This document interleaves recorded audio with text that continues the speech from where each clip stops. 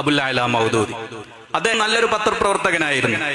പക്ഷെ അക്കാലഘട്ടത്തിൽ ലോകത്തുണ്ടായിരുന്ന രാഷ്ട്രീയ ലിറ്ററേച്ചറുകൾ, പൊളിറ്റിക്കൽ ലിറ്ററേച്ചറുകൾ, സാഹിത്യങ്ങൾ അതെല്ലാം വായിച്ച് ഇസ്ലാമിനെ ഒരു രാഷ്ട്രീയ പ്രസ്ഥാനമായി ചുരുക്കിക്കെട്ടുകയും അങ്ങനെ ഒരു പുതിയൊരു ആശയം 14 നൂറ്റാണ്ടുകൾക്ക് മുമ്പ്, അല്ലെങ്കിൽ നേരത്തെ പറഞ്ഞതുപോലെ 13 നൂറ്റാണ്ടുകൾക്ക് മുമ്പ് ഖവാരിജുകൾ കൊണ്ടുവന്ന ഒരു ആശയത്തെ പുതിയ രൂപത്തിലും ഭാവത്തിലും അബുൽ അഅ്ല മൗദൂദി ലോകത്തിന് സമ്മാനിച്ചു. ഇതേ ആശയമാണ് യഥാർത്ഥത്തിൽ ഐസിസ് എന്ന് പറയുന്ന പ്രസ്ഥാനം സിറിയയിലും ഇറാഖിലും ലക്ഷക്കണക്കിന് മുസ്ലിങ്ങളെ കൊന്നൊടുക്കാൻ വേണ്ടിയിട്ട് ഉപയോഗിച്ചത് എന്ന് നമ്മൾ മനസ്സിലാക്കണം.